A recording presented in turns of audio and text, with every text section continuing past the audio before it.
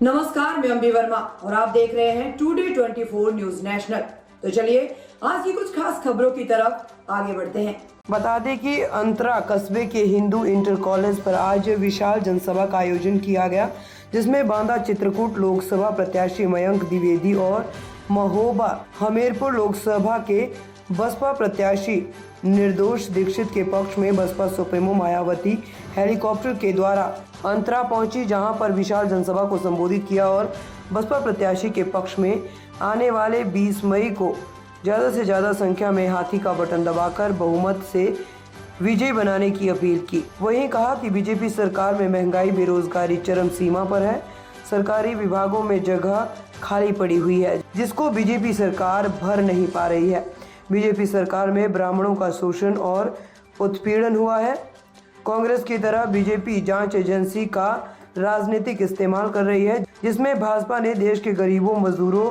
को अच्छे दिन के वादे दिए थे, लेकिन सब जमीनी स्तर पर फेल नजर आ रहे हैं। अगर बहुजन समाज पार्टी की सरकार देश में बनती है तो बुंदेलखंड अलग राज्य बनाए जाने की घोषणा की जाएगी। कहा कि जैसे बुंदेलखंड राज्य बन जाएगा तो गरीब तबके के लोगों को रोजगार मिलेगा। जैसे आप लोगों को ये मालूम है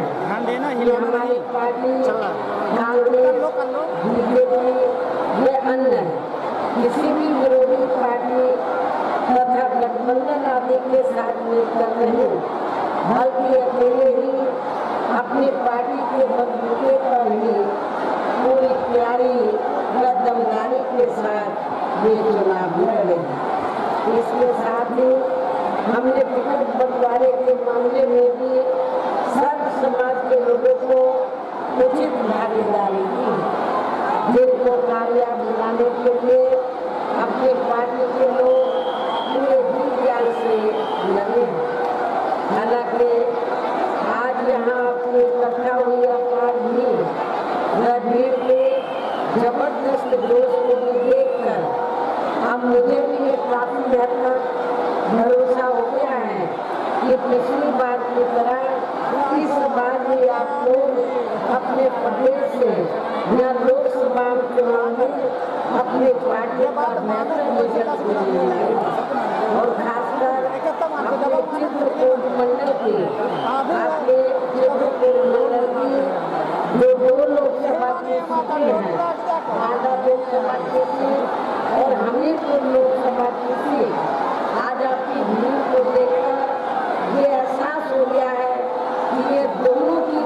लोकसभा की सीटें आप बीएसपी की झोली में इस बार बीजेपी में श्री नरेंद्र मोदी द्वारा जो थोड़ा सा फ्री में राशन दिया जा रहा है गरीब लोगों को, तो बीजेपी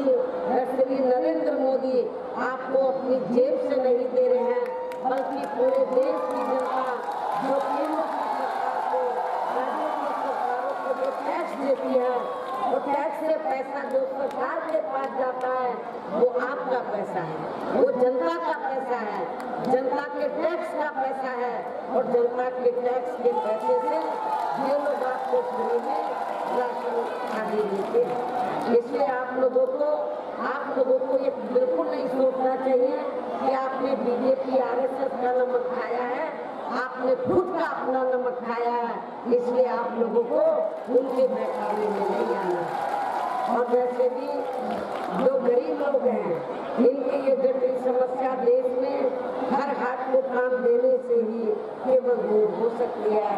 जिसकी तरफ प्रत्याशी बनाया गया हूँ। आप सब लोगों के आशीर्वाद का आकांक्षी हूँ, आप सब लोगों का आशीर्वाद चाहता हूँ।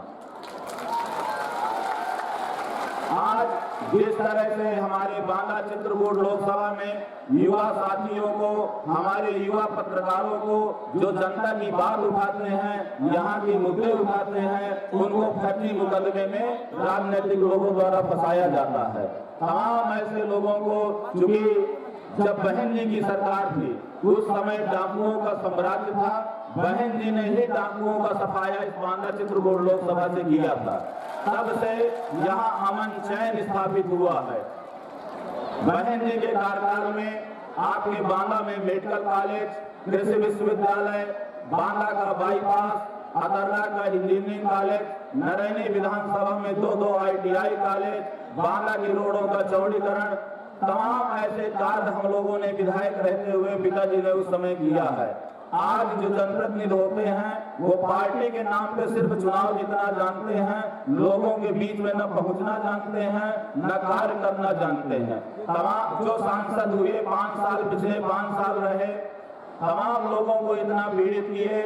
सिर्फ उनका एक काम रहा बालू का अवैध खनन करना, बालू में माफियागिरी करना। जिस तरह से उन्होंने पूरे क्षेत्र के लोगों को परेशान करके रख दिया है, जिस तरह से उनके बेटे ने खुलेआम ब्राह्मण समाज को गाली दी है, यादव समाज को गाली दी है, आज उसका बदला लेने का मौका आ गया है। आप सब लोग वो वीडियो देख रहे हैं, जिस तरह से ब्राह्मण समाज को गाली देते हुए बीच चौराहे में दिखाई दे रहे हैं, यादव समाज को गाली देते हुए दे रहे हैं। ऐसी गालीबाज नेताओं को भगाने का मौका आ गया है। दबाव चाहे जितना बनाए,